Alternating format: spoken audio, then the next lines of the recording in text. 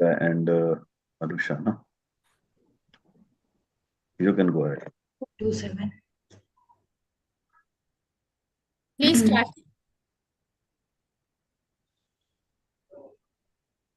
Dr. Pooja, please start.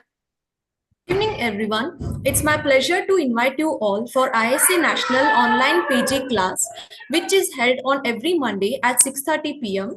I myself, Dr. Pooja Giriapur, consultant in RB Patil Multispecialty Hospital, Hubli. I'll be a screen coordinator for today, along with Dr. Anusha Bharatam, junior consultant, Medicover Hospital, Vishakhapatnam. So before we begin the discussion, let's commence this session by invoking the blessings of the divine goddess Saraswati as we meditate on the Saraswati Vandana.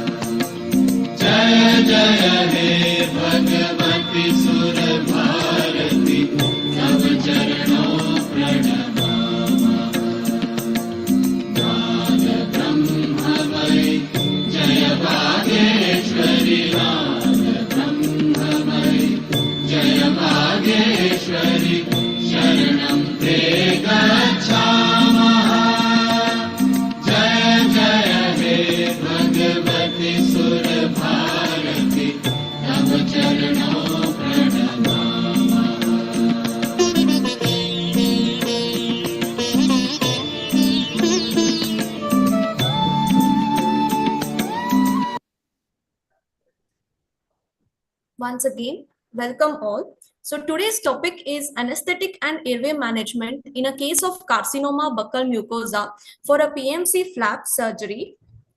So as we know, the carcinoma of buccal mucosa is common malignancy in oral cavity. In this session, we will explore the multifaceted challenges anesthesiologists face, including airway management, anesthesia technique, and importance of multidisciplinary approach.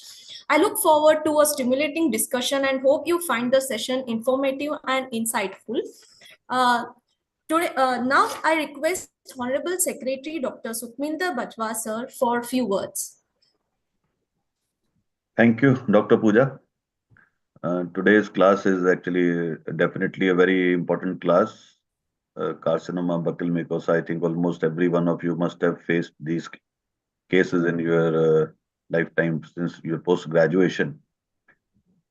So it's not just a case or something or a surgery or something, but I've known many close people of mine.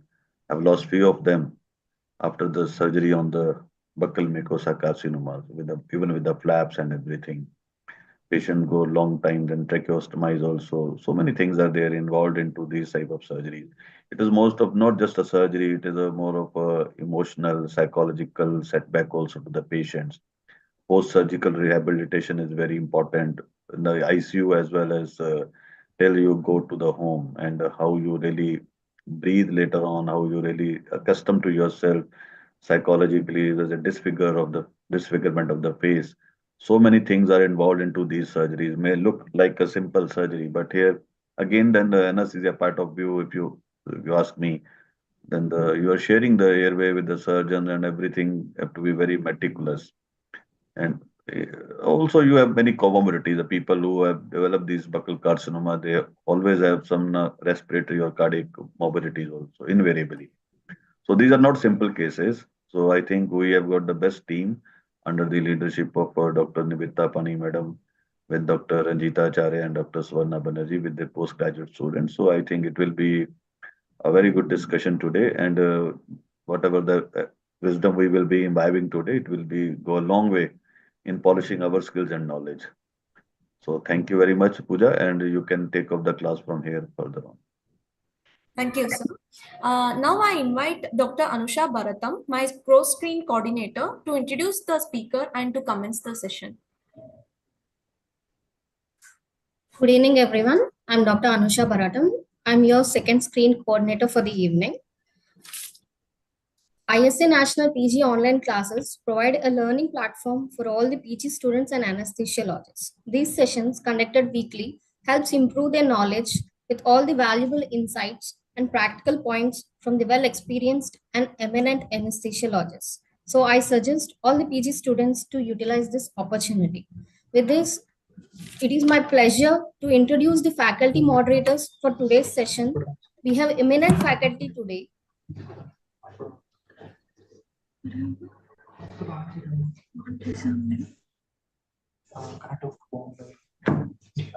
First, I would like to introduce Dr. Nivedita Pani ma'am. She is a professor in anesthesiology and critical care, PGI MER and Capital Hospital, Bhubaneswar. She has about 30 years of teaching experience with specialty interest in critical care, pain management, pediatric anesthesia, and obstetric anesthesia. Ma'am has held the position of vice president in ISA National and president. President state, and she had received multiple awards including National Award for ISA President Appreciation and COVID Warrior Award National IMA 2021. Ma'am has several publications in national and international journals. Our next moderator is Dr. Swarna Banerjee ma'am. She's a professor in IMS and SUM Hospital, Bhubaneswar. Ma'am has about 13 years of teaching experience with specialty interest in difficult airway, focus in anesthesia, obstetric anesthesia, and regional anesthesia. Ma'am is a guest faculty in several state level seminars, and ma'am has 14 publications in national and international journals. Our next moderator is Dr. Ranjita Acharya ma'am. Ma'am is a professor in IMS and SUM Hospital, Bhubaneswar. Ma'am has 16 years of teaching experience with specialty interest in difficult airway, regional anesthesia, obstetric anesthesia, and pediatric anesthesia. Ma'am has been a guest faculty and chairperson in various conferences and workshops with 20 publications in national and international journals. Welcome, ma'am. And before commencing the session, I would like to share the rules for today's session. First, audience are to keep their videos off during the session. Next, audience will be muted for the duration of the talk and they can type the queries in the chat box. All the queries will be answered at the end of this session.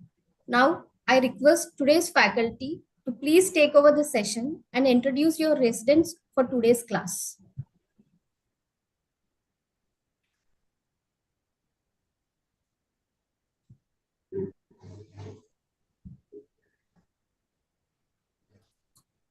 Okay. Thank you. I'd like to start the discussion on anesthetic considerations for a case of carcinoma buccal mucosa posted for PMMC flap surgery. The case history will be presented by Dr. Pavani, who is our third year PG. So Dr. Pavani, please present your case. Thank you, ma'am. Good evening, everyone.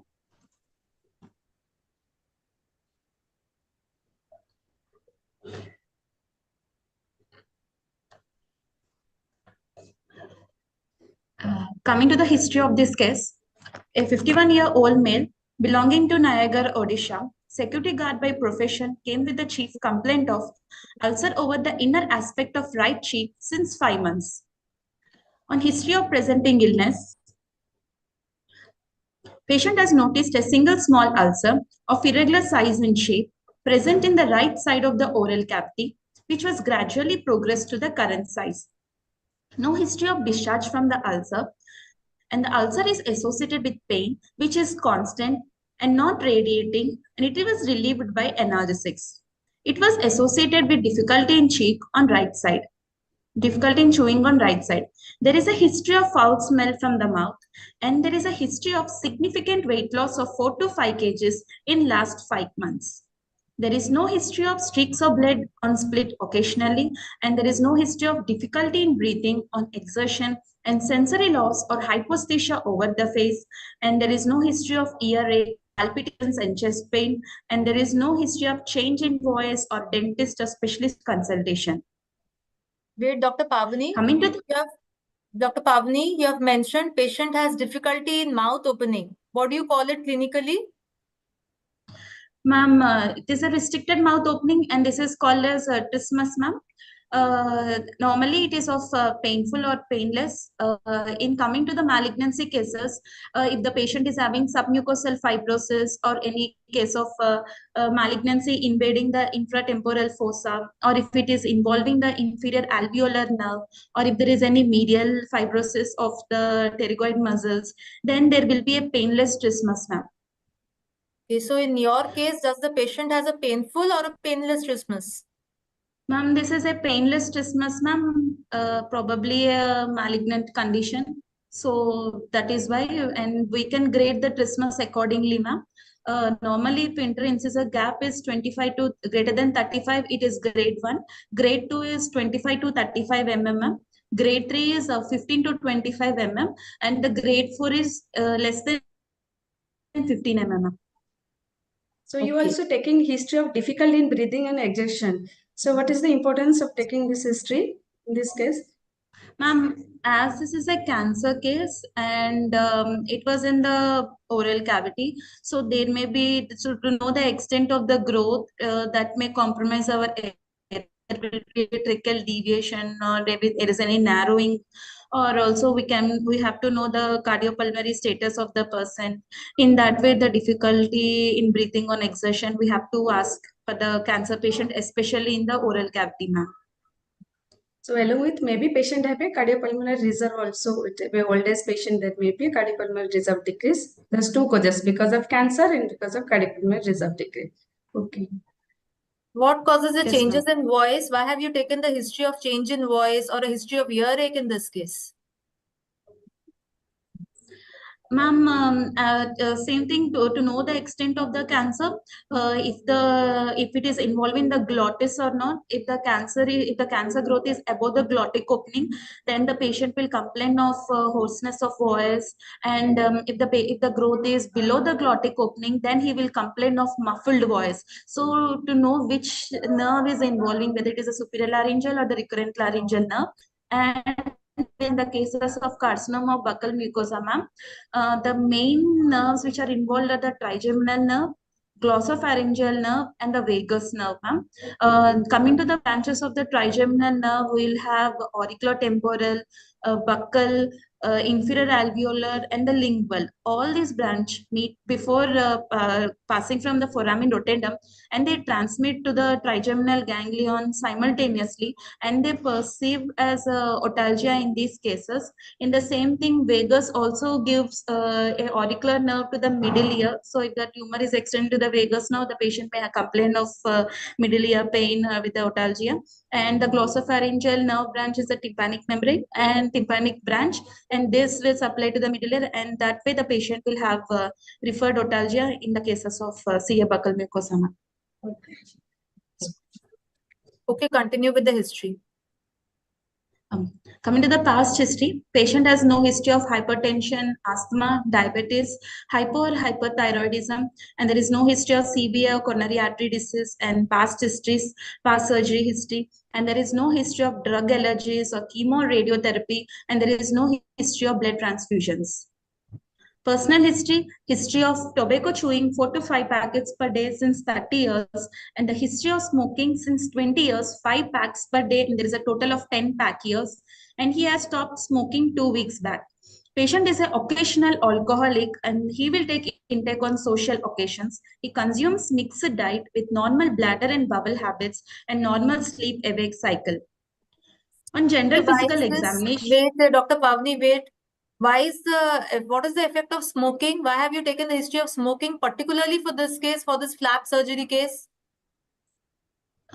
Ma'am, smoking consists of two matters, ma'am, gaseous and the particulate matter. In the gaseous matter, we'll have carbon monoxide. So carbon monoxide with hemoglobin is 300 times more affinity than oxyhemoglobin, ma'am. That will make the oxyhemoglobin dissociation curve to shift to left, and that cause tissue hypoxia, and there will be the flap viability will be decreases. And in the case of nicotine, in the particulate matter, it has two effects, one on the flap and other one on the sympathetic system. On the flap, it causes vasoconstriction and it decreases the microcirculatory flow to the flap, and that leads to that of the flap failure, ma'am. And the sympathetic, it will stimulate the sympathetic system and it increases the cortisol level that causes hypertension and tachycardia to the patient, ma'am. So if it is a smoker, there'll be more chance of flap failure, isn't it?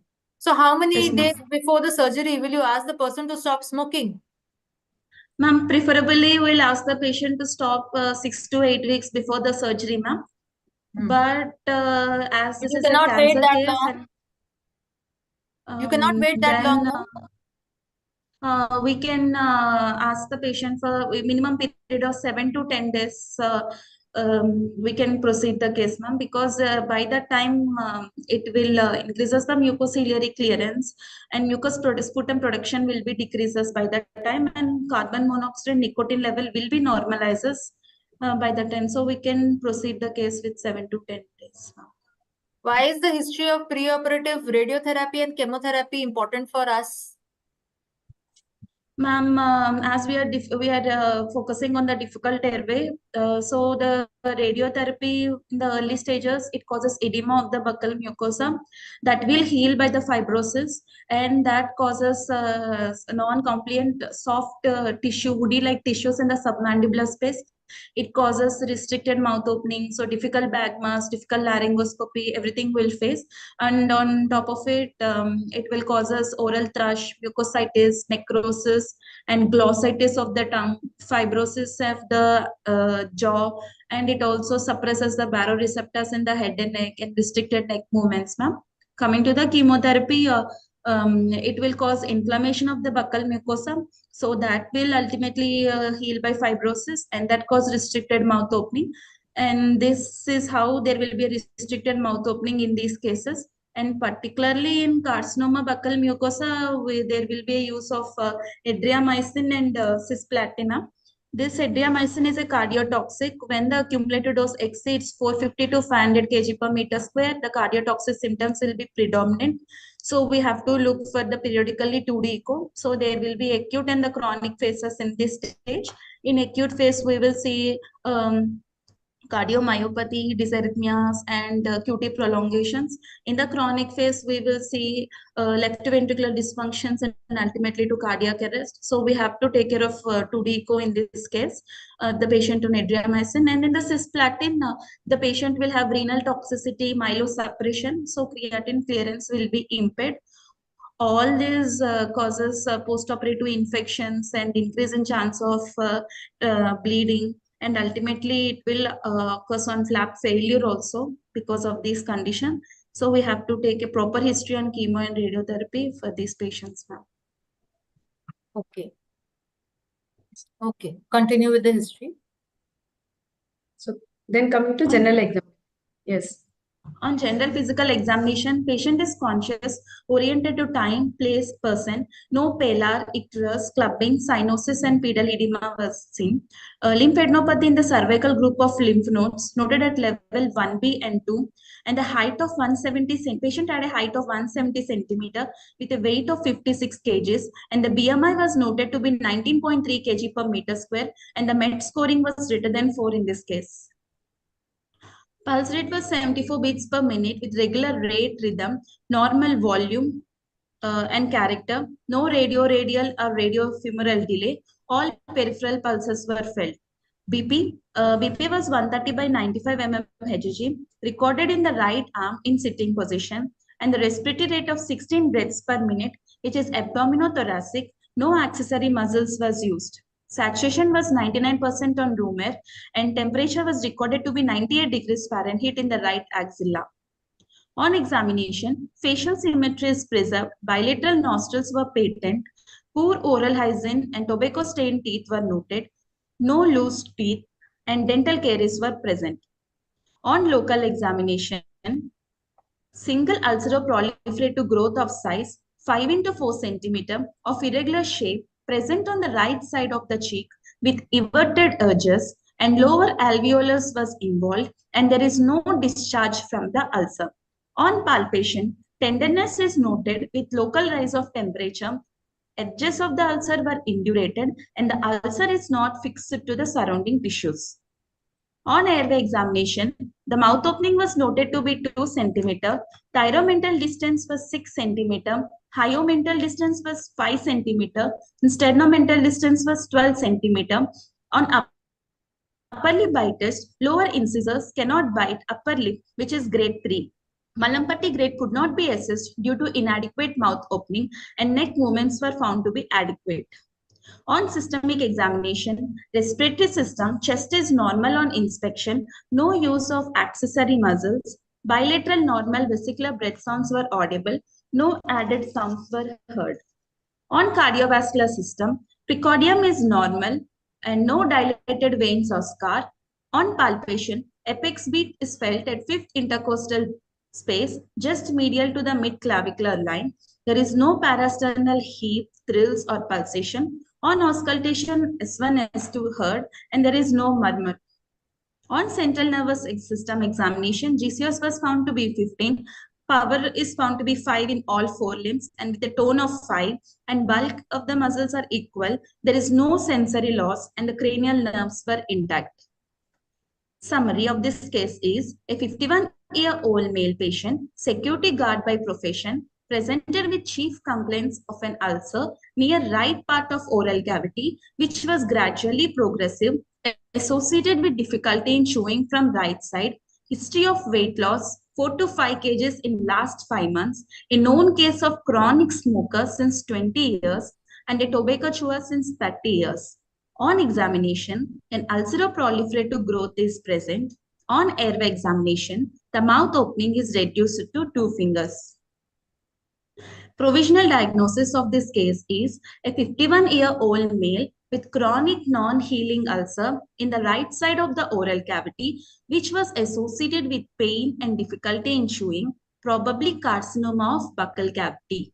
And the proposed surgery for this case is right side glossectomy, hemimandibulectomy, right comprehensive neck dissection with pectoralis major myocutaneous flap reconstruction. Okay.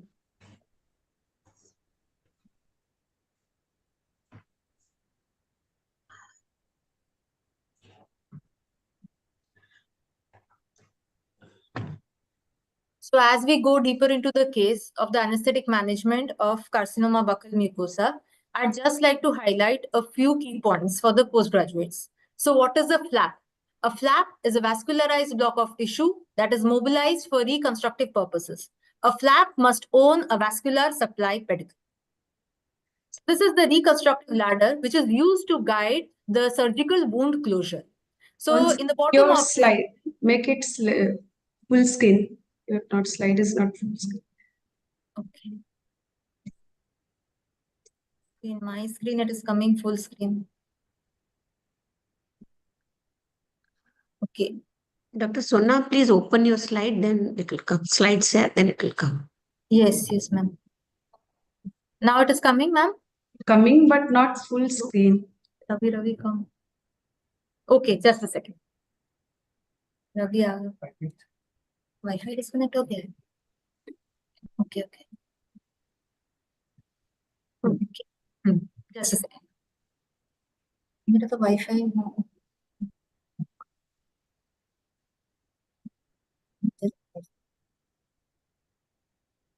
Wi-Fi.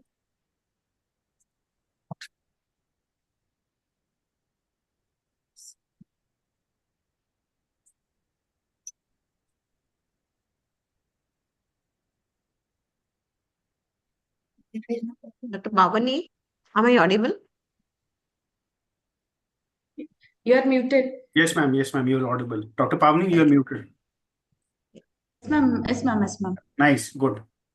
Yeah. It's coming now, ma'am. Yes, yes. Yes, Correct. correct. So night has come out nicely. Yes.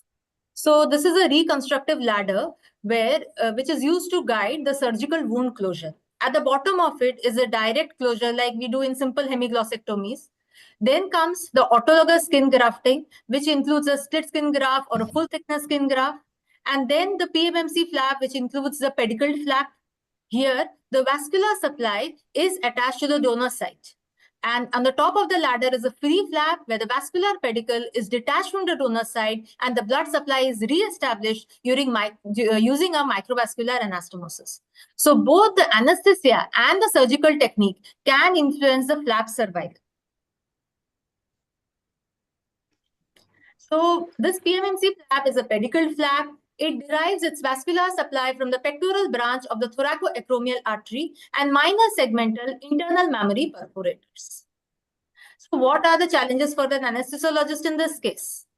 So both difficult airway and a difficulty in flap perfusion. Both are going to be discussed today. So as we have discussed difficult airway in several of our ISA PG classes, we will only highlight few important points in management of a difficult airway, but most of our consideration will be the intraoperative and postoperative management to ensure adequate flap perfusion. So flap perfusion means to avoid flap ischemia. Primary ischemia can occur during raising of the flap itself during the clamping of vessels. But the role of the anesthesiologist is very important to prevent a secondary ischemia due to anastomotic failure, to prevent a reperfusion injury after the anastomosis has been re-established, and to prevent a surgical wound infection in the post-operative period.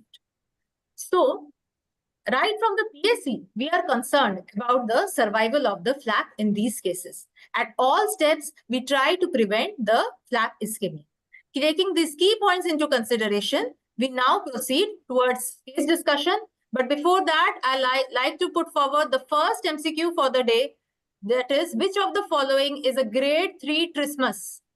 A, 15 to 25 millimeter, B, 25 to 35 millimeter, C, more than 35 millimeter, and D, less than 15 millimeter. Which of the following is the grade 3 trismus? Already it has been discussed in the first part of the case today. Please share your answers in the chat box.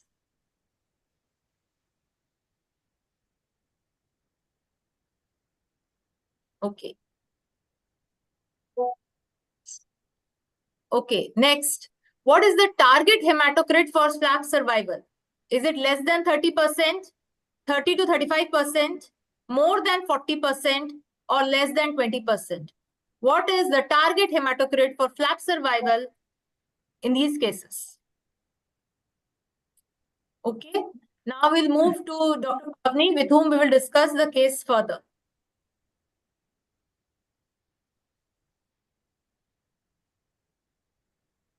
Okay, Dr. Pavni. Yes, So what preoperative investigations will you order in this case? Ma'am, I will order a complete blood picture, serum electrolytes, blood grouping and RH typing, a liver function test and a renal function test, chest X-ray PA view, and a serology of triplets, ECG with 2D echo, X-ray AP and lateral view, and a CT neck. Okay. So you have mentioned LFT. Why you want to do a serum albumin for this case? How is it important for flap survival? Ma'am, as serum albumin less than 3.5 gram per deciliter causes interstitial edema, and that leads to that of the flap edema, and flap viability will decrease us post-operatively, and there is a chance of flap failure. And hypoalbuminemia also causes wound dehiscence, and that leads to the prolonged hospital stay in these patients, and that will cause us post-operative infections, and all this the patient can face with hypoalbuminemia, ma'am. So what is the importance of taking hemoglobin? What should be the optimized hemoglobin before taking the surgery? Ma'am, the target hemoglobin for this case is greater than 10 gram per deciliter, and the hematocrit should be of 30 to 35%. As if it is less than 8%, I will order a packed cell RBC transfusion so that it will restore the microcirculatory oxygenation, and preoperative transfusion also decreases the anemia related complications and blood transfusion related complications. And as anemia also causes decrease in oxygen perfusion and delivery to the tissue, that may cause flap failure in the post-operative period, ma'am. So why that is you why I will take a avoid target. why you avoid more than 35? That is why that is target hematocrit 30 to 35. What will happen if hematocrit is more than 35? Ma'am, as greater than 35, greater than Blood 40 viscosity, causes what will happen to viscosity. Then there will be a formation of thrombosis of the flap, and there will be a flap failure in the post-operative period. So continue.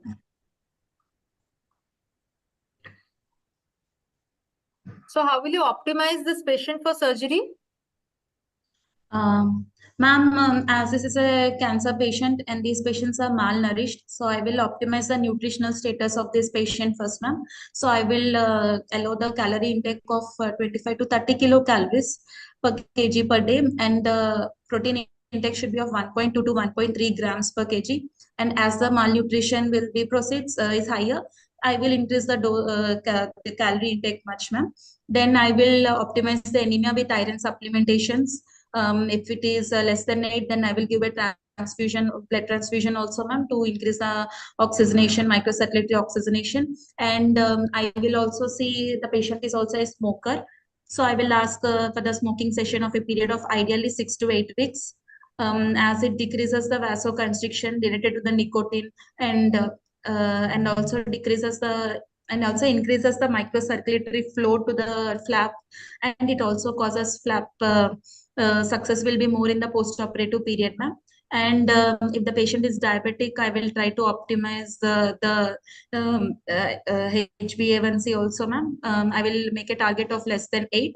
If the patient is having more than 8, there will be immunosuppression to the patient, and suboptimal blood integrity to the flap will be decreases, and that causes flap failure, ma'am. As if the patient is any on CKD or anything, then I will optimize the renal function test before taking. I'll take a dialysis also, as it also causes fluid overload. If the creatinine or the high uric acid causes fluid overload, and that may cause flap failure in the post-operative period, ma'am. Your patient have no diabetes and any CKD history of no CKD, chronic renal disease. This patient Yes, have no ma'am. diabetes. No? If diabetes, then you can optimize the blood glucose level or HbA1c before surgery. Okay. So What is continue. focused airway assessment? Pavni, what is focused airway assessment? Ma'am, the focused airway assessment in this head and neck cancer will be the tumor centric. So we have to evaluate where is the tumor is, and we have to assess the impact of tumor in the airway management, like whether the tumor is causing difficulty in bag mask, or difficulty in laryngoscopy, or difficulty in endotracheal intubation. So we have to know, so that we have to do a clinical examination. Along with, we have to go some imaging modalities, ma'am, like 3D CT scan, virtual endoscopy, reconstructive imaging, MRI, and we can go for an ultrasound to know where the difficulty is. So to find the difficulty with the airway, ma'am. What is the role of ultrasound in airway management? Ma'am, to identify the cricothyroid membrane for the front of neck axis, ma'am, as it is an anticipated difficult airway, so we have to keep the linear probe. The transducer has to be kept in the transverse plane and above the suprasternal notch as seen in the figure, so that we'll identify the trachea as a string of pearl appearance. Then we have to move the probe in the sagittal section. Then we will appreciate the cricoid cartilage as a bubbles that will terminate as a cricothyroid membrane as a termination, and we will mark the cricothyroid membrane for the front of neck axis. In case of emergency cricothyroidectomy, it will be helpful now. Yes. So what is your plan of airway management? Ma'am, I will plan this case with the general anesthesia with awake fiberoptic intubation using spray as you go technique, ma'am, because it is an anticipated difficult airway. So I will take this case with the GM, How will you and along with preparation? How will you prepare airway? Ma'am, as I already discussed, I will make a focused airway assessment. Along with that, I will do all the preoperative optimization of hemoglobin, smoking cessation, and the nutritional status, and also give the physiological and psychological counseling to the patient. And I will see if the hemoglobin is less than 8, I'll give a PRBC transfusion. In that way, I will take, and after ensuring, I will ensure that the patient should be on adequate nil per oral. And on the day before surgery, I'll give tablet alprazolam 0.25 mg and pantoprazole 40 mg, ma'am. And I also give an antibiotic prophylaxis before taking the case. Then I will prepare the patient with, I will confirm the adequate NPO, and then I will give psychological counseling, and I will prepare the OT with difficult airway cart, and I will give 2 white-bore IV cannulas. And before 30 minutes before the procedure, I will give injection glycopyrrolate 7 to 10 mics per kg. And then I will pre-oxygenate the case with 100% oxygen now. As this is a difficult airway, so I will do difficult airway guidelines, airway tracheal intubation guidelines. I will follow those guidelines, ma'am. This is a sedation. I will give, as it is in the airway fiberoptic, so the patient should be on erosible sedation. So I will give injection midazolam 0.025 to 0.1 mg per kg body weight. And then I will topicalize the airway from the nose to trachea by 2 sprays of 10% lignocaine in the posterior pharynx. And I will nebulize the oropharynx with 4 ml of 4% lignocaine. And I will see the patency of the nasal passage. And then I will put oxymetazoline drops, and I will secure a nasal airway. Then I will do oxygenation via nasal prongs throughout the airway management. Then I will continue my procedure, the flexible fiberoptic bronchoscope. I will insert through the airway. Once I will see the vocal cords, 2 ml of 2% lignocaine, I will spray using SAGO technique. And then I will reinforce the 80 tube size of 7 mm over the flexible bronchoscope now. Okay. And this is the difficult airway guidelines of airway tracheal intubation technique. As I already discussed, stop was a mnemonic for this. So I will sedate with midazolam, and I will topicalize the airway, and I will oxygenate throughout the airway management procedure, and I will perform the airway fiberoptic bronchoscopic to this patient now.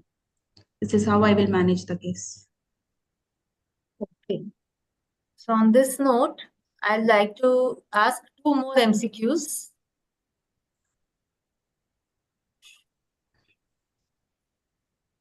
Okay, this we have covered. So what is the sedation dose of remifentanil in awake airway management? A, 0.5 mics per kg IV bolus followed by 0.1 mics per kg per minute. B, 0.05 mics per kg IV bolus followed by 0.01 mics per kg per minute. C, 0.25 mics per kg IV bolus followed by 0.3 mics per kg per minute. Or D, 0.15 mics per kg IV bolus followed by 0.2 mics per kg per minute. Which is the correct answer? Okay, I now move to the next MCQ. What is the most common chemotherapeutic drug given in carcinoma buccal mucosa? It's already discussed. Is it adriamycin and cisplatin, or paclitaxel thalidomide, vincristine vinblastin, bleomycin cyclophosphamide? So this is an easy one. Which is the most common chemotherapeutic drug in carcinoma buccal mucosa? Ma'am, most of them have answered A option. Yes, that is correct. So now go to the previous question also. Yes, ma'am, sure.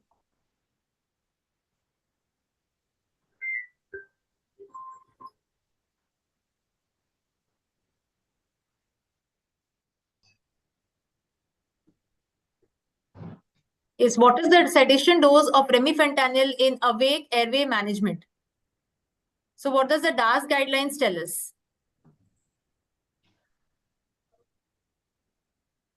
So it is A, 0.5 mics per kg IV bolus followed by 0.1 mics per kg per minute. Okay. Right. This we have discussed. What is the target hematocrit for flap survival? It is 30 to 35%. And what is grade 3 trismus? It is A, 15 to 25 millimeters. Yes, ma'am. Most of them answered right. Okay, that's good. Okay, so already we have intubated the patient. Next, we'll discuss the intraoperative management with Dr. Dhiraja. So, Dr. Dhiraja, you tell us what are the anesthetic challenges in this case?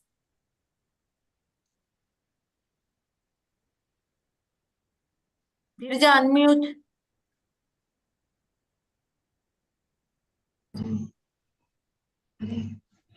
Dr. Dirja, please unmute your chat.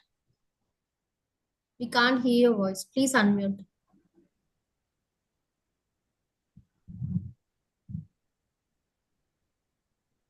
So now write in the chat box. Yes, ma'am. Yeah, she has unmuted. Yes. She has unmuted. So, Dr. Dhirja, what are the anesthetic challenges in this case? Good evening, ma'am. I'm Dr. Dhirja. So, we face various anesthetic challenges in this case, which include a shared airway or a limited access for invasive monitoring, or our planning an appropriate ventilation strategy, maintaining normothermia, or maintaining flap perfusion, or a safe extubation strategy, or pain management. Okay. So, you describe the intraoperative management of these cases. Ma'am, in this case, my intraoperative goals will mainly focus on the aspects of positioning, maintain appropriate ventilation strategy, fluid management, as well as temperature regulation. So once patient is taken into OT and adequate venous access with 2 large bore IV cannulas is taken, I attach monitors, which include standard ASA monitoring as well as special monitoring. Standard ASA monitoring, which includes non-invasive BP monitoring, ECG, end-tidal CO2, pulse oximetry, or temperature monitoring, or urine output measurements. Special invasive monitoring includes invasive arterial monitoring. So why you need invasive arterial monitoring in this surgery? Ma'am, invasive BP measurements will reduce the need for repetitive non-invasive BP measurements and also help in rapid, accurate detection of cardiovascular instability throughout the procedure. But specifically in a flap surgery, it also helps in monitoring the attainment of our hemodynamic goals like maintaining a controlled hypotension or normotension, and also for repeated sampling of for ABGs in order to monitor for hemoglobin or hematocrit or lactate levels, which will guide our fluid therapy. So during dissection phase, we need control hypotension, and in anastomotic phase, we need normotension. So for that, we have to need proper hemodynamic measurements throughout the surgery. As it is a long duration surgery, for that we need IBP measurement. And where is the preference site for the arterial cannulation? Ma'am, in this PMMC flap surgery, preferred site will be radial artery. But in a free flap surgery where they can take a radial flap, femoral or dorsalis pedis artery cannulation can also be done. That yes, if you have free flap surgery, if you have radial flap surgery, then you can choose the femoral cannulation, arterial cannulation. Okay. Yes. Okay. So continue with the anesthetic technique. Yes, ma'am. My technique of anesthesia, patient is going under GA and he is induced with the injection propofol, and maintenance of anesthesia is done with volatile anesthetics like isoflurane to a MAC of 1 under air and oxygen. And muscle relaxation is achieved by injection vacuum. Injection remifentanil infusion is also now routinely used in these procedures. So my ventilation strategy will aim at maintaining normoxia and normocapnia throughout the procedure. If surgeon wants that peripheral nerve monitoring, then how will you maintain anesthesia? Ma'am, in cases where surgeon requires peripheral nerve monitoring, we can either go for a inhalational anesthesia or a total intravenous anesthesia. But total intravenous anesthesia with propofol, with a combination of propofol and remifentanil infusion is now preferred because that will.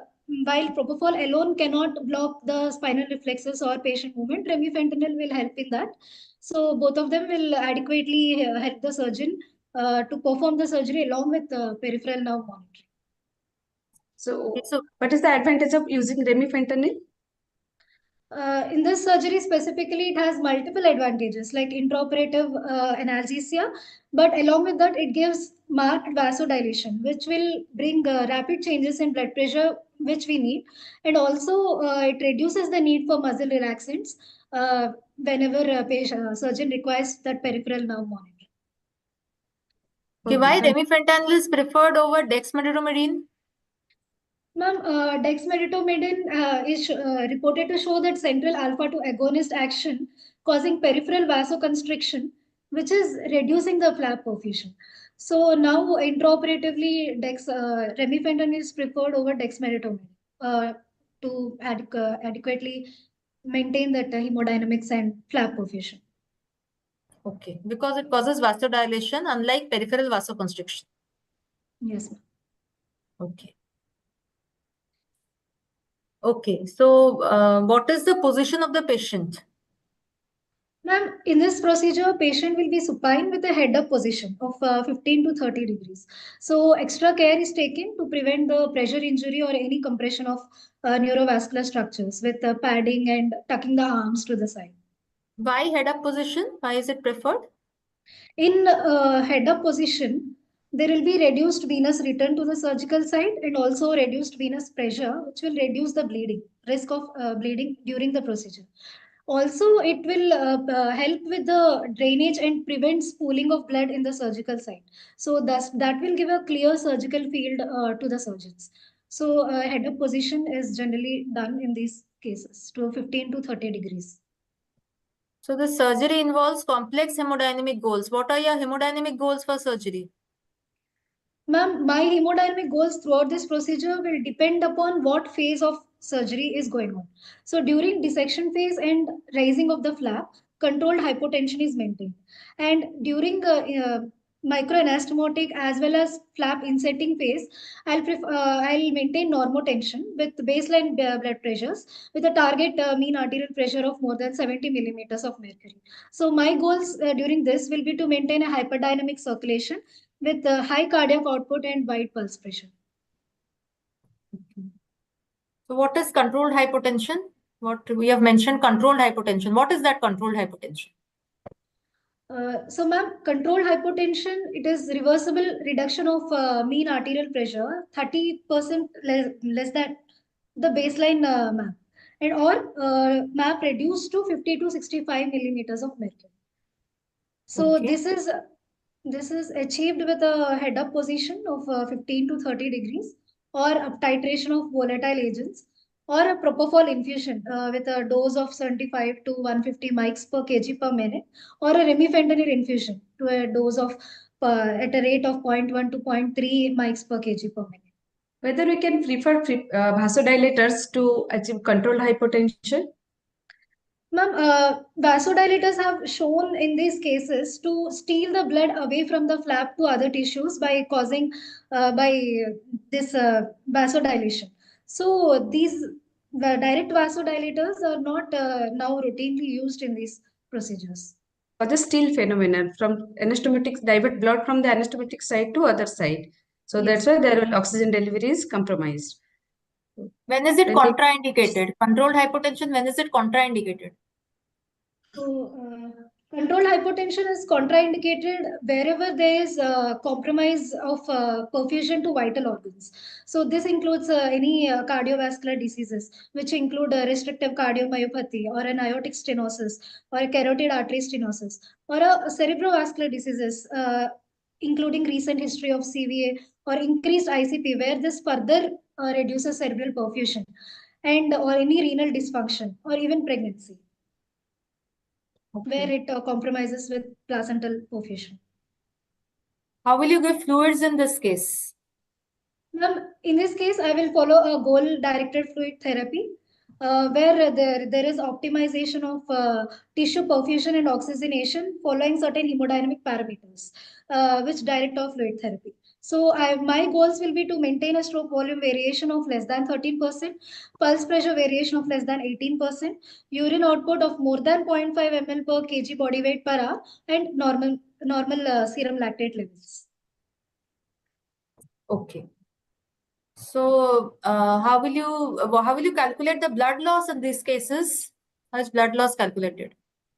Ma'am, intraoperatively, blood loss calculation is done by the addition of the volume of fluid present in the suction canisters, along with the visual estimation of blood loss from the sponges and the lap pads that we use. So visually, a normally used 4 into 4-inch sponge measures up to 10 ml of blood loss, and a single lap pad measures up to 100 ml of blood loss when it is 100% saturated.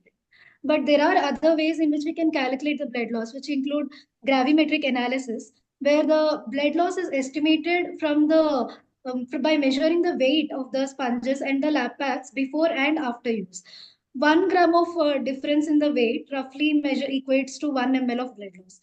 Another complex method is calorimetric analysis, where blood loss is estimated by measuring the hemoglobin concentration. But we usually follow the visual estimation of blood loss and calculate our blood loss during procedure. So in which phase of flap surgery you avoid blood transfusion? Normally, we are not preferred blood transfusion in which phase of surgery?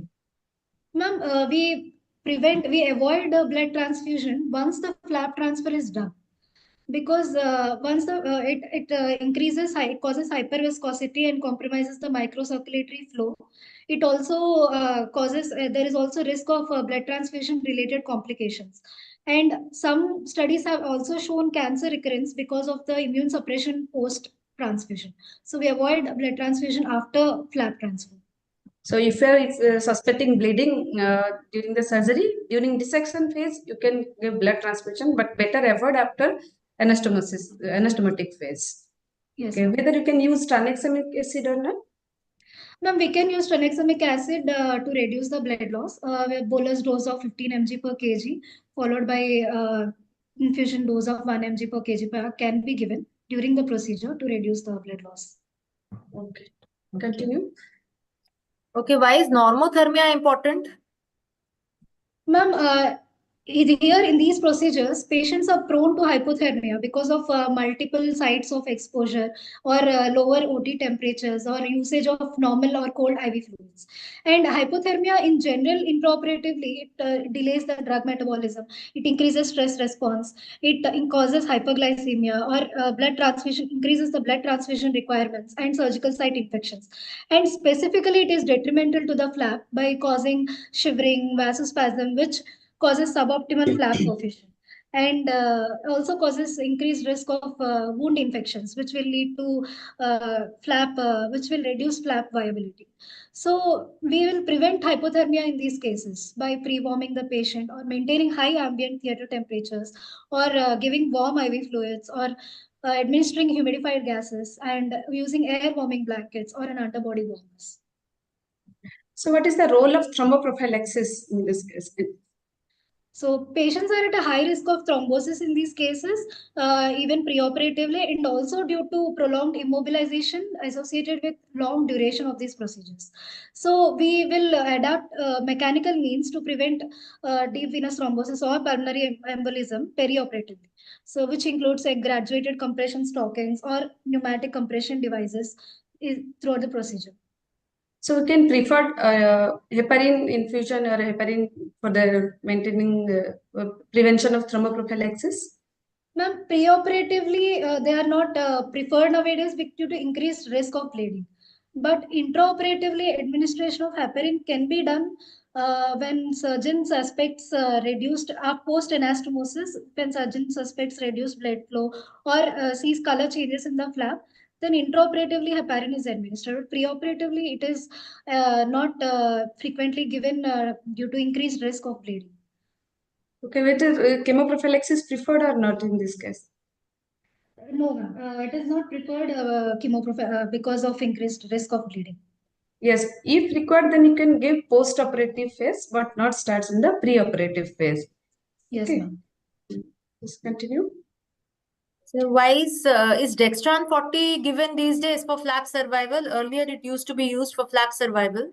Yes, ma'am. Earlier, it used to be given to improve blood flow to the flap, but now it has been reported to cause anaphylactic reactions or cardiac overload, acute respiratory distress, or renal injury, which is due to it being a high molecular weight molecule. So it is not now routinely. It is not now part of management in these flap surgeries. So we are now using goal-directed fluid therapy. It may cause fluid overload. So Yes. it's not recommended nowadays, Dextran 40. Okay. Yes, ma'am. Okay. So what is the role of dexamethasone?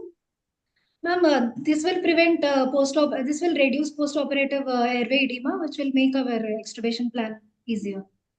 Okay. Let's So continue. tell us about the complications of the surgery. Ma'am, during intraoperative period, we face complications like arrhythmias, bradyarrhythmias or asystole are commonly seen during radical neck dissection due to traction or pressure on the carotid sinus or stellate ganglion. So this is managed by asking the surgeon to stop giving that stimulus and also vagolysis, which is by administration of injection IV atropine. Also, there is risk of flap failure intraoperatively, which occurs due to reduced flap perfusion. So all that factors that we have already discussed, like vasospasm, hypovolemia, hemodilution, hypothermia, pain, these are all avoided to reduce the risk of flap failure intraoperatively. Post-operatively, there are complications like post-operative pain, again flap failure due to secondary ischemia, transient hypertension, post-operative agitation, disorientation, airway edema, and neck hematomas. Okay.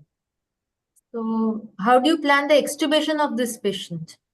In this procedure, I'll go for a delayed extubation after 12 to 14 hours because there is risk of airway edema and flap failure. So, position of head elevation and administration of IV steroids for 2 to 3 days is given to reduce that edema. And I will perform a trail extubation after 12 to 14 hours using a airway exchange catheter. This can be secured inside till for up to 4 hours in case a reintubation is needed. So now we are following Difficult Airway Society extubation guidelines at rest algorithm, where we plan, prepare, and then perform extubation over a airway exchange catheter. In which cases you can prefer on-table extubation? So head and neck surgery, which surgery you plan for the on-table extubation? You can plan. Not this case, Our but plan of extubation mainly depends upon three factors, which is the extent of surgery and the ease of preoperative intubation and airway edema. So wherever there is preoperative intubation was easy, or the surgeries where wide local excision or only anterior resection of tongue is done, or where the bony framework is intact intact, there we will go for an early extubation. so when you plan for the tracheostomy? Ma'am, surgeon will go for a tracheostomy when there is a bilateral neck dissection or bulky myocutaneous flaps are used or extended hemimandibulectomy was done or reconstruction plates were used for mandibles. What are the advantages of doing a tracheostomy? What are the advantages? Ma'am, the tracheostomy will help in effective bronchial toileting, which will help in better reduces the risk of infections, and it also reduces the dead space, and it gives a secure airway to the patient and easy weaning of the mechanical ventilation. Okay. So I will talk about that some post-operative care. What are Just the before that, we will just discuss something about the analgesia. Please tell about yes, the analgesia part. post-op? Yes. So, ma'am, in this procedure, we'll go for multimodal analgesia. Intraoperatively, pain is managed with injection remifentanil infusion, and a loading dose of a longer-acting opioid, like IV morphine, is given 30 minutes before stopping the remifentanil infusion at the end of the surgery. So, post-operatively, pain is managed with NSAIDs, paracetamol, or patient-controlled analgesia with opioids. And surgeons sometimes also give mini catheters in the donor side, where local anesthetic infusions can then be used for analgesia post-operatively. And regional blocks, which include bilateral superficial or deep cervical plexus blocks, wherever they are feasible, can be given for analgesia. Okay. Okay. So next I will discuss about some post-operative care and ERAS protocols. Ranjita, Dr. Ranjita, I think we should tell that everywhere the remifentanil is not available. So what should be the other alternative we should say also? Yes, if remifentanil is not available, we can use propofol infusion that is available, and fentanyl for analgesia. You can use fentanyl infusion. Propofol and fentanyl infusion is better for the intraoperative period is better for the both. Okay. Now, before you are using dexmedetomidine, but some studies are showing that there may be chance of increased flap necrosis. So now it does not prefer dexmedetomidine, but it's better to say propofol plus fentanyl infusion. If remifentanil is available, it's best for the flap surgery. So I'm going, ma'am, telling about the some post-operative care. Just I'm sharing my slides.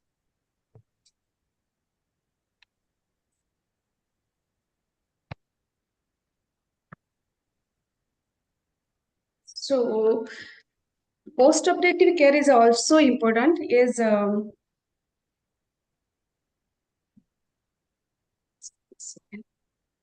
Because post-operative care, during the post-operative phase, there will be chance of secondary ischemia because of vasospasm, that is with thrombosis, there may be interstitial edema. So we have to take care of the flap, continue that same care intraoperative period to post-operative period. That you have to maintain proper anesthesia technique, we have to give in goal-directed fluid therapy as in the intraoperative period, and you also always flap monitoring that already discussed. It is important post-operative phase to flap monitoring. Flap monitoring by clinical methods, and also there is an different techniques to monitor the flap. For that, I'm going to discuss about the some ERAS techniques. We have discussed know about the colorectal abdominal surgery. Now some different studies coming on the head and neck surgery for ERAS protocol. I have already discussed post-operative care, that is analgesia, flap monitoring, and important is the post-operative feeding. As early as possible, start feeding, and post-operative wound care, care of the airways. There is a chance of there is displacement of airways. So once there is displacement, that is difficult to re-intubate that case post-op surgery cases, and monitoring all lines and catheters, and early mobilizations and prevention of thrombosis. Because it mostly avoid thromboprophylaxis in this case because of chance of increasing bleeding. So better early mobilization is better for this case, and remove early urinary catheter removal within 24 hours. So I have discussed that flap monitoring, clinical examinations. You have seen that first the color, changing in color, temperature, and you see that bleeding is there, hematoma is there, then it's capillary refill. And by non-invasive technique, Doppler cytometry, color Doppler sonography, fluorescence angiography, these are the methods to monitor the flap. So under the ERAS protocol, what we have to taking care of for better flap survival or flap that is to avoid the flap failure. As a role of anesthesiologist, pre-op, you should counseling the patient. Patient education must you to counsel proper. Pre-medications without sedatives, because it is a difficult airway. Better you avoid sedative or use only conscious sedations, and decrease the fasting level. That is, patient should not be more duration of fast. And the intra methods, goal-directed fluid therapy, already we have discussed. If possible, opioid sparing. If patient have taking opioids, the cancer pain patient, some patients are chronically they are taking opioid. If possible, you can use opioid sparing anesthesia. Maintain normothermia. That is normoxia, normothermia, normocapnia, hemostasis, and transfusion protocol, as I have discussed. Before in dissection phase, you can give blood transfusion, but in anastomotic phase, they avoid blood transfusion. As post-op period, ICU only for that is required for that patient required post intubations. We cannot delayed extubations. Similarly, fluid restriction, because overzealous fluid, there will be a fluid interstitial edema, flap failure chances high, early mobilization, and as possible as removal of urinary catheters, and standing in the multimodal. Always control the pain, because pain increases the pain causes more chance of flap failure because of vasoconstriction, sympathetic stimulations that decrease the blood flow, oxygen delivery to the site of anastosis. So our motto is the most important is the maintain tissue perfusion and increase the oxygen delivery. So what are the factors that decreases your effort that the factors that decrease the oxygen delivery and tissue perfusion. So always maintain normoxia, normothermia, normocapnia, and multimodal analgesia, so that if a pain is managed very well, then there will increase the flap failure chances less. So, sir, some already I just asked some questions I've discussed during these presentations. Why is goal-directed fluid therapy preferred in free flap surgery? To ensure rapid recovery, to prevent need for vasopressor, to avoid excessive fluid overload and edema, to reduce intraoperative blunders. Already discussed everything. Ma'am, the answer is C. Many people have answered C, to avoid excessive fluid overload and edema. Yeah. So then, which medication is commonly used to reduce post-operative airway edema? Already everyone knows about this answer. Furosemide, dexamethasone, propofol, succinylcholine. Many have answered B, that is dexamethasone. Right. Which of the following monitor technique is not recommended during major oral cancer surgery? Invasive atrial monitoring, core temperature monitoring, pulse oximetry using ear probe, urine output measurement.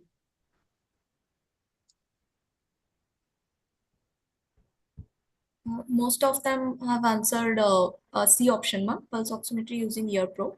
Yeah.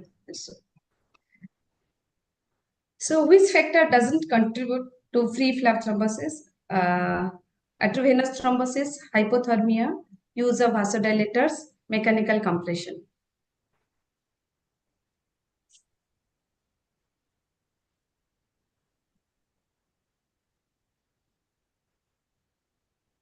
The answer is C, ma'am, use of vasodilators.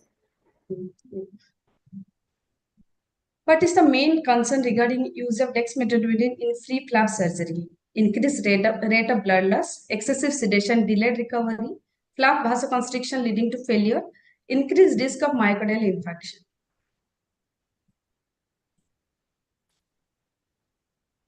C option, ma'am, flap vasoconstriction leading to failure. They have answered it. Thank you. So it's a good planning, effective communication with surgeon, close monitoring in perioperative period with help of successful management of such cases. You not need that is, we are not saying that surgeons because of fault in surgeon that is a flap failure. No, that is also role of anesthesiologist in the along with management of difficult airway flap survival role of flap management during the perioperative period. Coming from the preoperative, intraoperative, and postoperative, the role is that you have to maintain all vitals throughout that. You have to maintain normothermia, I have told many times that is important for the flap surgery along with pain management. And you have to use always goal-directed fluid therapy. Avoid overzealous fluids and avoid hypervolemia. So always better prefer goal-directed fluid therapy, monitoring, IBP monitoring, and along with that, you have to see that patient in post-operative phase, but extubation should be smooth extubations, so that the outcome will be that is flap surgery will be better flap survival and management very well. Thank you. Dr. Ranjita, I will add to this. Post-operative nausea vomiting prophylaxis is also very important in the flap surgery also. Yes. UNV is also prophylaxis for nausea vomiting. That's why we are using dexamethasone as a anti-vomiting and ondansetron. It's very important for the PUNV for that flap survival. The best part is the most transitional care in the post-operative is very highly essential. Yes, ma'am. Yes. So now can. Ma'am, shall we take some questions from the audience? Yes. Our first question of the day is from Mr. Dr. Muthukumar. He's asking, is there any chance of increasing mouth opening after giving succinylcholine in this case? you can use succinylcholine, but the patient's history is telling that after taking analgesia, that is not improving his mouth opening. But you can take risk. If your bag and mass is proper, adequate, you can take the chance. But there will be a chance of you can land up the scenario that can't intubate, can't ventilate situations. So when you are giving succinylcholine, before that you have to check whether patient have a bag and mass is adequate. You can ventilate the patient properly, because ventilation is more important than intubation. So in this case, but in this case, we have preferred for that awake fiberoptic intubations. Thank you, ma'am. And next question Can you is, yes, sir. do you want to add anything else? No, It depends upon the grade of trismus grade also. of trismus also. The type of trismus he's having. Generally, if it is a fracture case, okay, they will open after choline.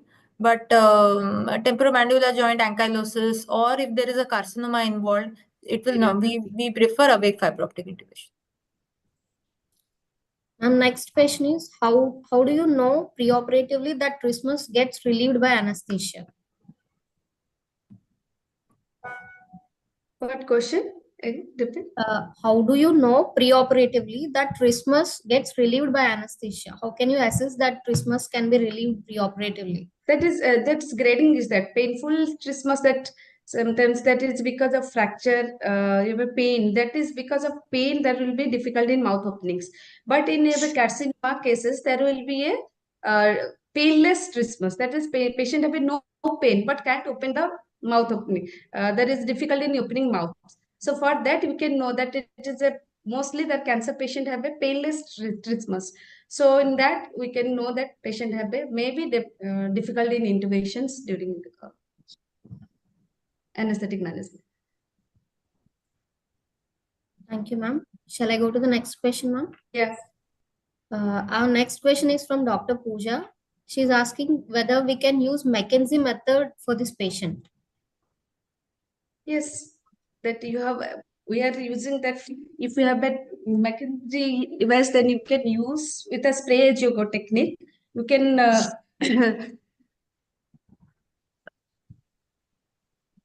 Hello. Am I audible? Yes, you are audible. Tell Ranjita.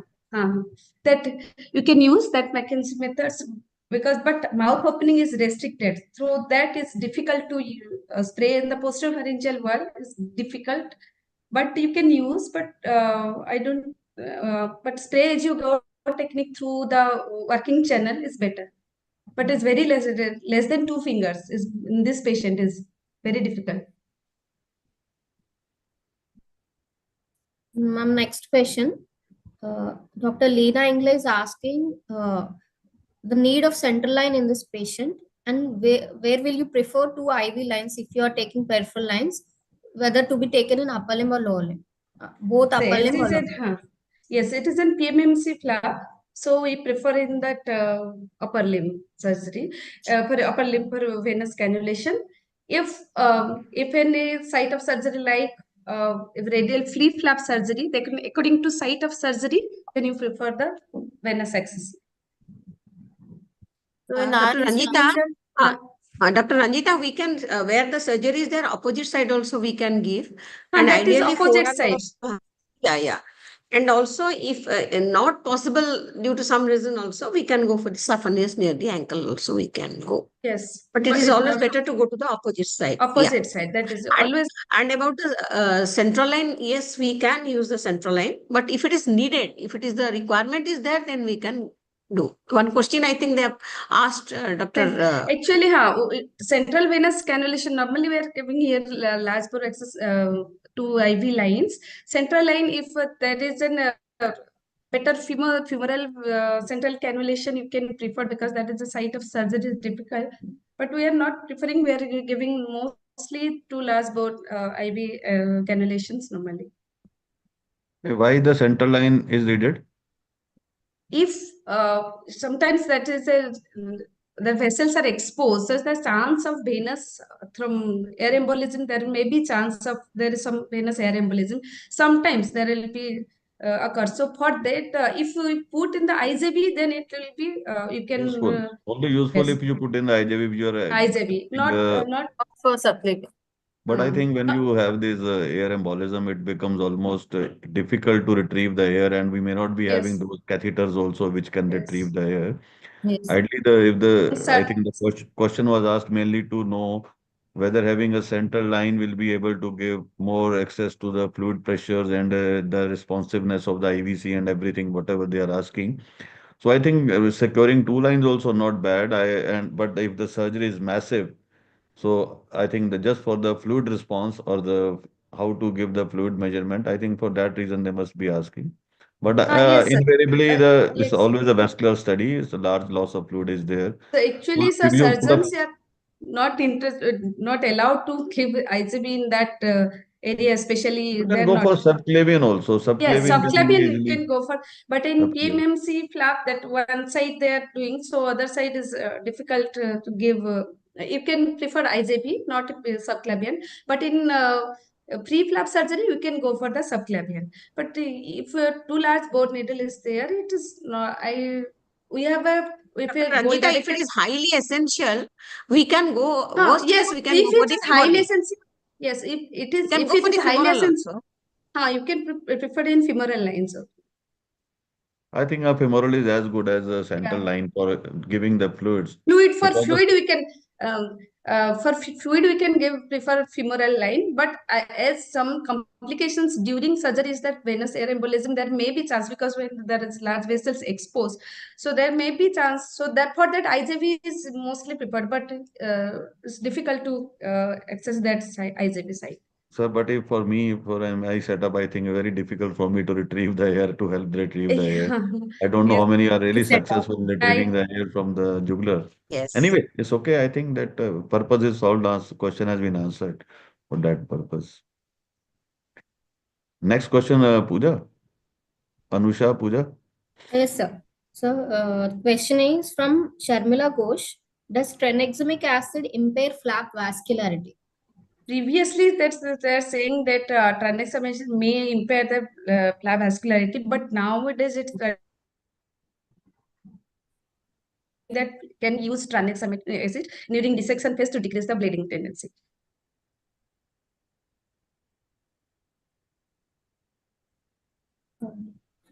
Okay. Next question is from Kiran Hirukar. It's the question is when to start post-operative thromboprophylaxis. To actually in the flap surgery, then not thromboprophylaxis is not mostly if you are using thromboprophylaxis, then already discussed, then mechanical compressions you are using. Avoid that drug therapy because there will be chance of increasing bleeding. If patient have a suspected, like obese patient have a previous history of history of any thrombosis, then you can start post-operative, but better avoid thromboprophylaxis in post-operative phase. If required, then you can use non-pharmacological method. Dr. Ranjita, I'll add to is, as per the American College of the Chest Physician, they say if very much highly recommended, if it is definitely you have to give, then the choice you can give the thromboprophylaxis just 30 minutes to 2 hours before you can give as per the guideline. For guidelines, but now it does not. It is better to avoid. It is better to avoid. If a post-operative you start, then after one day you can that if you see that there is a no bleeding, no hematoma, surgery is clean, then you can start. But it's not recommended to start that thromboprophylaxis pharmacological method, especially.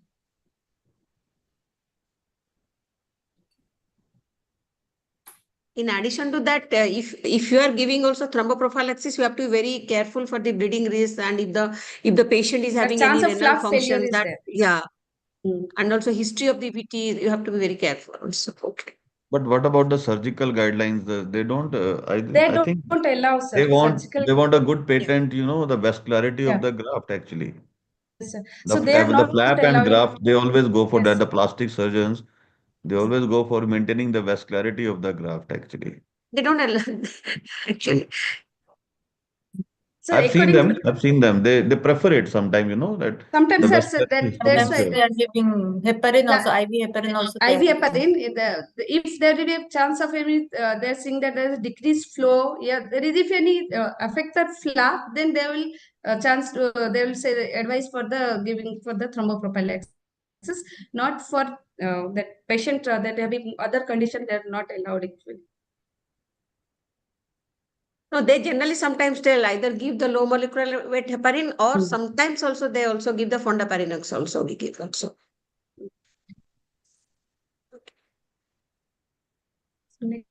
Next question. Next question is from Dr. Bhavani. She's asking to please shed some light on mandibular nerve block before intubation in difficult airway patients. The regional nerve. Mandibular nerve block before intubation in difficult airway patients. So we can actually we can two methods. Or PG can tell about the result. So Pavani, you can say what is the methods. One is the spray as you go method, and another is the regional block method. Yes, ma'am, we can give airway blocks to this patient, but in that we can block only the glossopharyngeal nerve and the superior laryngeal nerve and the transtracheal block, ma'am. This mandibular block for the buccal mucosa can be given postoperatively for the opioid sparing analgesia actually, ma'am. This airway blocks is just for to not to get gag reflex during the technique, ma'am. Yes. Shall I go to the next question, ma'am? Yes. This is from Dr. Muthukumar again. What is the minimum mouth opening needed for video laryngoscopes? Actually, for video laryngoscope, at least more than 2 fingers should be. Less than 2 fingers is difficult to introduce the blade. Either too restricted, but more than 2 fingers is required. Even if the blade is introduced, the tube with the blade will be difficult to negotiate. I think it's not necessary we have to use the video laryngoscope if the anticipated mouth opening is there. So you already, I think this Pooja has covered, this one, not Pooja, Pavani has covered into that say as you go technique with the awake fiberoptic. I think it's a better where you can easily negotiate. Sir, video laryngoscope, if used during extubation, you can use. You can see video laryngoscope has a role in during extubations. If these patients are not on table, not allowed, it's a delayed extubation. Also in ICU, we can see that in video laryngoscope, that is the airway edema is there. That is a role, but I don't think in Provided the mouth opening mouth gets, openings, post-operatively, basically, after the surgery. Yes. Our next question is, what can we use in opioid sparing anesthesia for pain management intraoperatively and postoperatively for this patient? Intraoperatively is difficult because opioid sparing anesthesia, we have to give the blocks or that is the infusion of the local diluted local anesthesia. But postoperatively, we can avoid opioid. Sometimes that is mostly pain is because of the dissection area. That is anastomotic area is not so much painful because there is a now denervation is there, so not painful. But dissection area is very painful. Sometimes there will be, if a neck dissection, then you can go for the bilateral superficial cervical plexus block. And in dissection area, some surgeons are putting that catheter in that area and giving infusion of the diluted local anesthesia so that patient will be pain-free in post-op period. And the worst part is the opioids are very good for the pain relief, but the side effect of vomiting will disrupt the surgical sutures also. It's better. These are the few indications where the opioids should not be used post-operatively because the area is very, very, fragile. The vomiting can disrupt the things.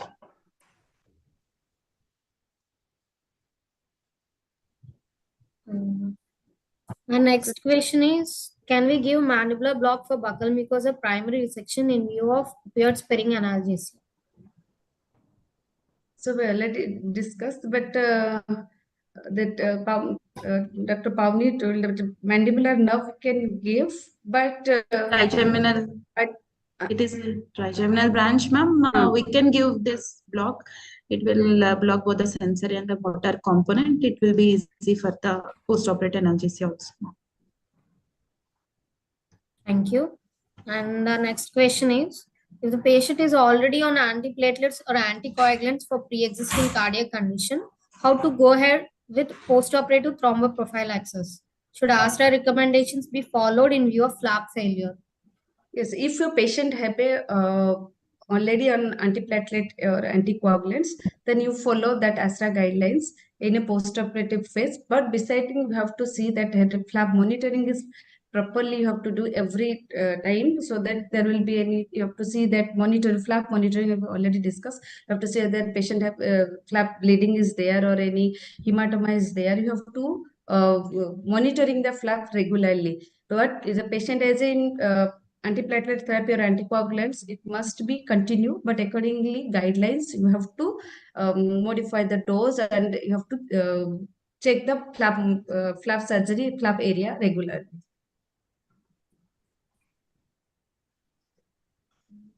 And that's the last question. Any more questions from the audience? Please type your questions in the chat box.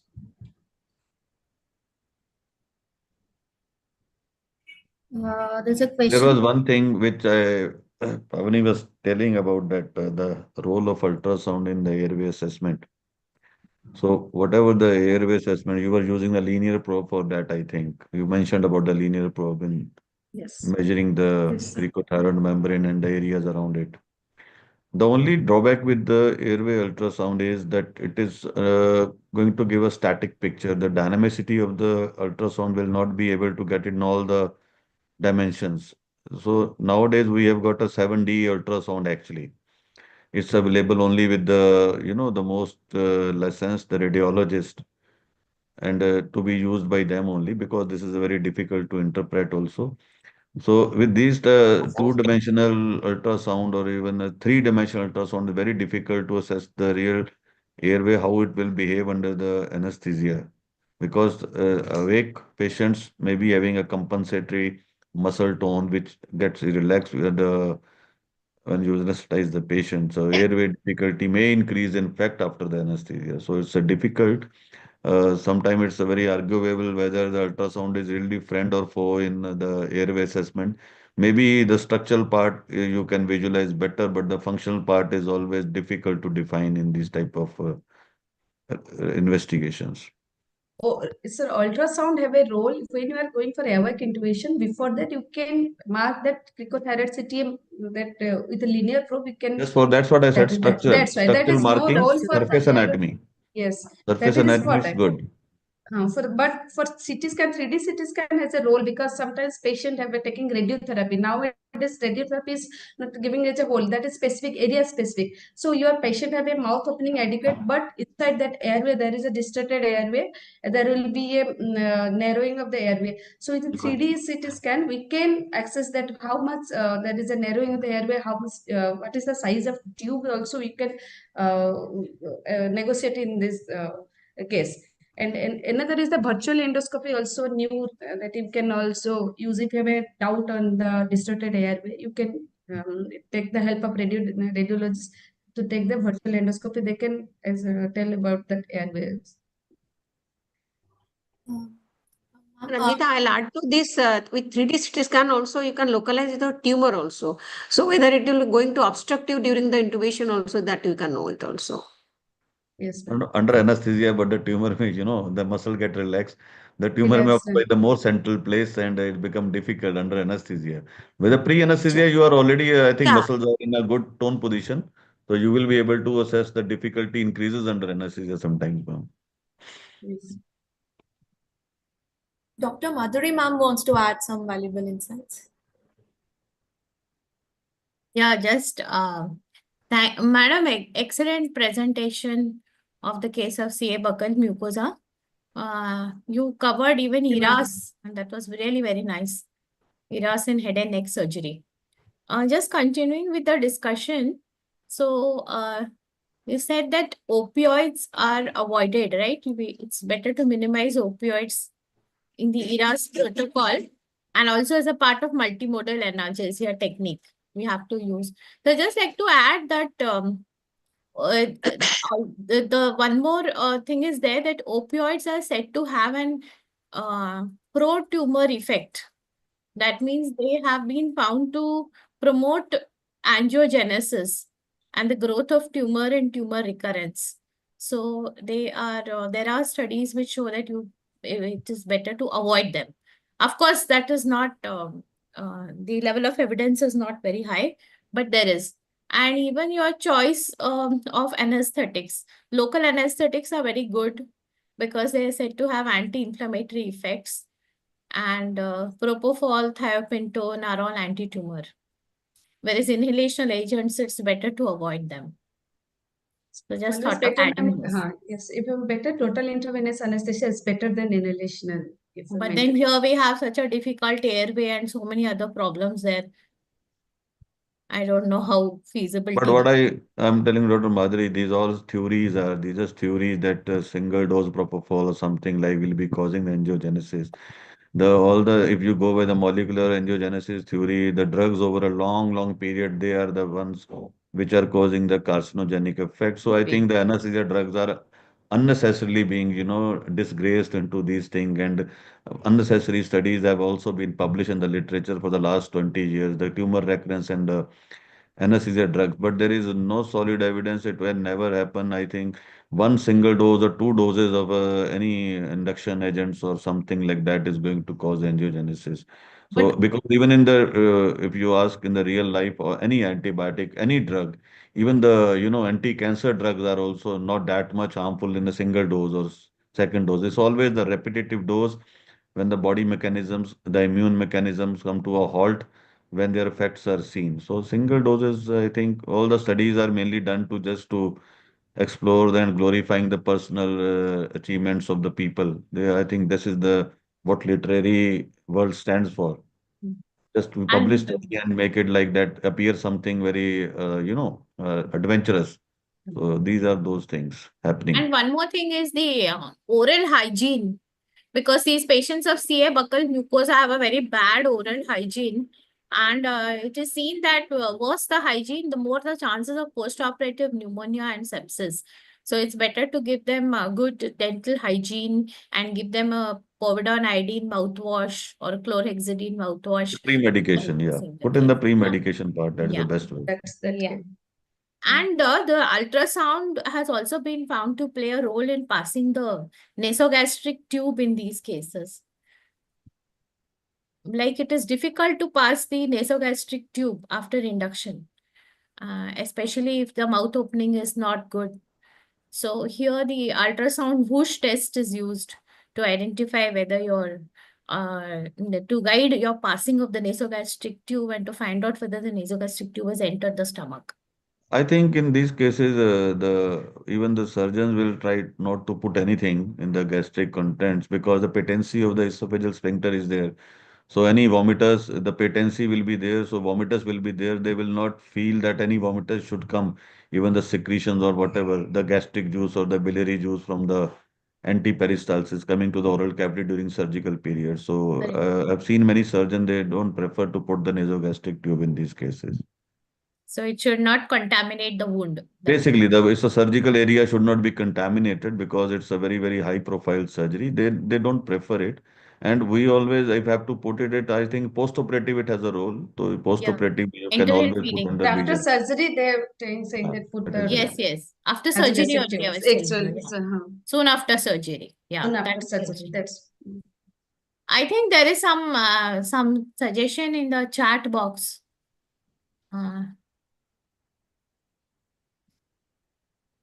Can we give mandibular block for buccal mucosa, primary resection, in view of opioid sparing I think that's analgesia? been discussed.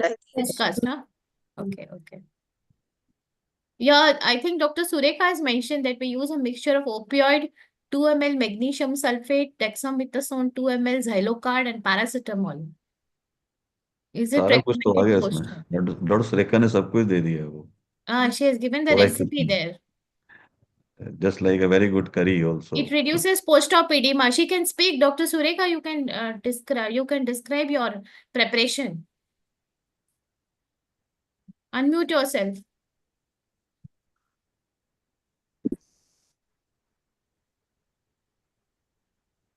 Anyway.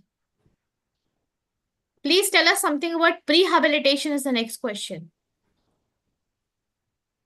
Yes, ma'am. Please tell us something about prehabilitation.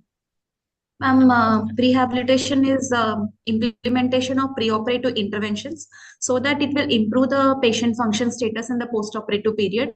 So in this, we will optimize the malnutrition and we'll ask the patient the total calorie intake of 25 to 30 kilocalories per kg per day and a protein of 1.2 to 1.3 grams per kg of protein. And we will correct the anemia preoperatively so that it will decreases the anemia related complications and blood transfusion related complications to the patient. So that is why we will make a target of greater than 10. And if the patient is a smoker, we will smoking cessation program like 6 to 8 weeks before the surgery is recommended. It will increases the mucociliary clearance, decreases the sputum production, and also improves the airway everything. And then if the patient is the alcoholic, and when we'll ask for the alcohol, patient is in the alcohol withdrawal or in the continuous use in the alcohol. So if the alcohol withdrawal, he may has postoperative delirium, so we have to deal with that. And if the patient is a COPD, we will have to modify the bronchodilator therapy in those patients. And if the patient is a cardiac patient, then we have to assess the risk stratification accordingly. In that way, prehabilitation helps in the tumor patient especially. I think Dr. Pavani, I'll addition to it, we can go for a exercise training also, and stress management also is very important, and sleep optimization is also very important. This factor are also very important. So all these things actually, there are more of a theoretical answer to give good marks to you in the examination, but in reality, when you touch these patients, it's altogether in opposite scenario. You know, you can't force them to eat. You can't tell them to have those much calories. You can't, and if an alcoholic patient comes to you, that means he must have left alcohol for a longer time. Withdrawal is never there because he wants to live after that carcinoma surgery. If a smoker is there, I think he must have smoked a long time ago. It is not going to change the dynamics of the respiration that much scenario. And if the patient is psychologically disturbed after seeing his face or his structure, it's again a difficult scenario. When the patient is tracheostomized postoperatively, forget about the mucociliary clearance, the nasal part to the oral aperture is again disturbed, the flora is changed. So many actually attributes practically are there. Theoretically, they tell everything that goes to the Western literature, but here comes the role of family support here. The family support is the foremost thing here. Rest everything can be taken care of because these patients, post-operatively, they go to a very, very distant Depression. type of behavior. Psychological preparation is very important, So patient. this is the most important. The family atmosphere has to be such that post-operatively you have to handle such patient in the most delicate manner because even a single thing can disturb their mental balance while rehabilitating. So whatever the prehabilitation we have planned, can go to dustbin if the family atmosphere is not good. The biggest support comes from the family here. So all these things are good for theory. You keep on answering.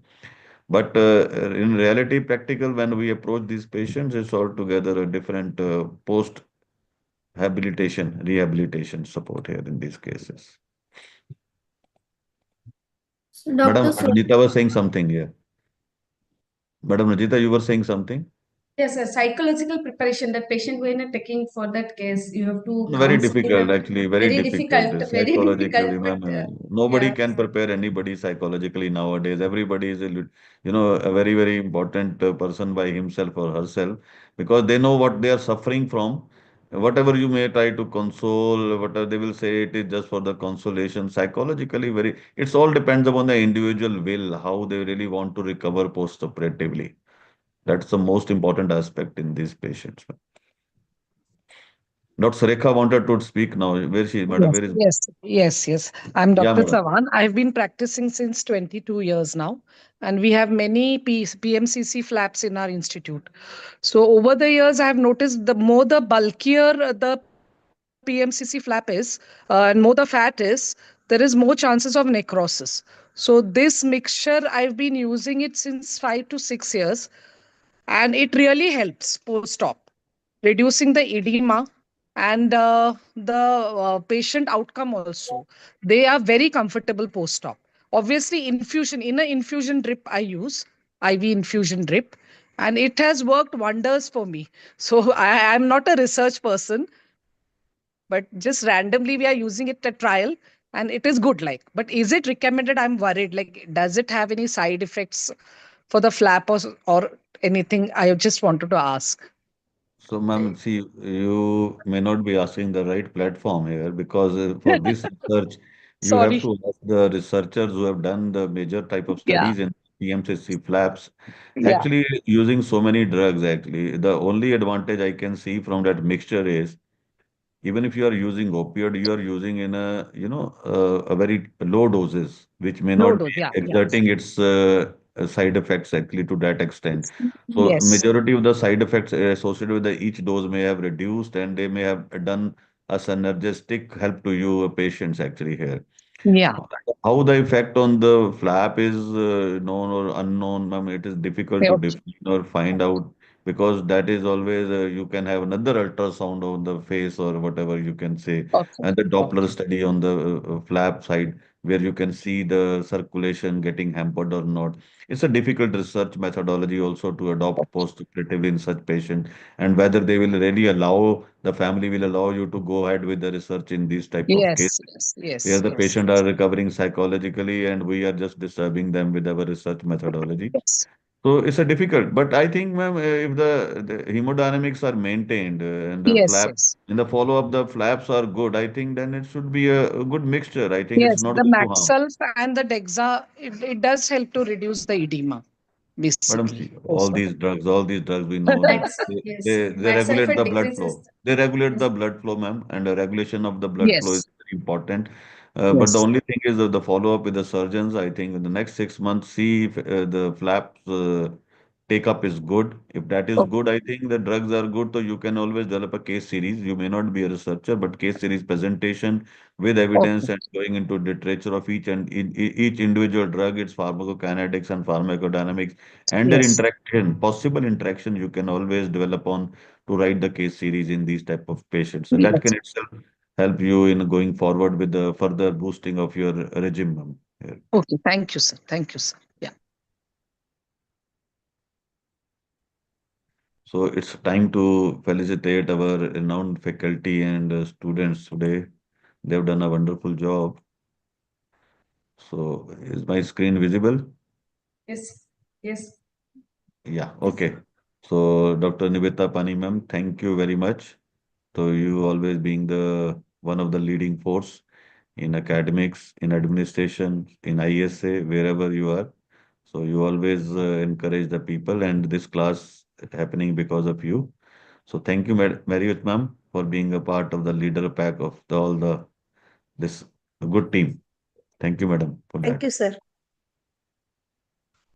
Then Dr. Ranjita Acharya, madam, she is very enthusiastic and very hardworking and a very good team leader. She gathers her team very well, I know, and she has done a wonderful job in arranging this class and going ahead with such a good.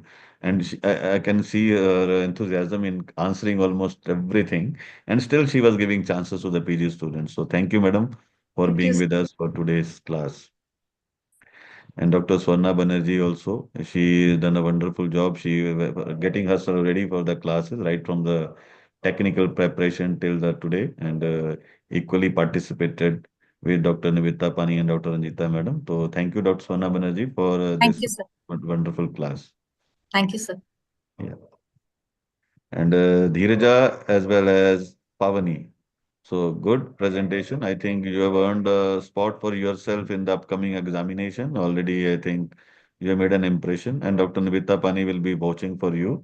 So she will be coming as external, maybe or internal, along with other teachers of yours. So you will be passing both of with flying colors. Best wishes to both of you. Thank you, sir. Thank you, sir. And Anusha, yourself as well as Pooja.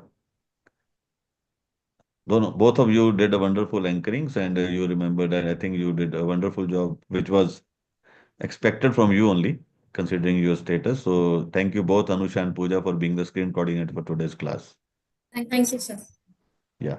And similarly, thanks to our class coordinators, Dr. Madhuri Madam, Dr. Nishan, Dr. Ridhima. They have also been coordinating with everyone to hold these classes to such a good extent. Technically, these classes are going very well, and I Yes, think sir. it will be available on the YouTube at ISNHQ post this class when it ends, so everybody can watch the recording later on. So Pavani and Dheeraj have become the national students now, so their classes will be heard everywhere in India. So whenever the people watch the YouTube channel. So anything anybody wants to say something before we end this class? Uh, Thank you, Dr. Bajwa, for giving such a wonderful opportunity to our students and also faculty. We are grateful to you, sir. Thank you very Not to me, much. ma'am. It's always ISN national, not individual. No individual is above the ISN Yes, national. as a secretary, I'm telling you. Okay. Thank you for as a chair is fine, not as an individual. As a chair is okay, ma'am. The classes are basically given on the zonal basis also, that every zone has to be covered. We try to cover every medical college also, because our talent is spread almost in the entire country actually. You just have to spot. So we saw today the talented faculty and the talented students. It was good to see all of them. Thank you, sir. Anyone else want to say something, or we should break off from here? I think it's fine. So, madam, we always end by saying, long live ISA. Long Long live Long ISA. live ISA.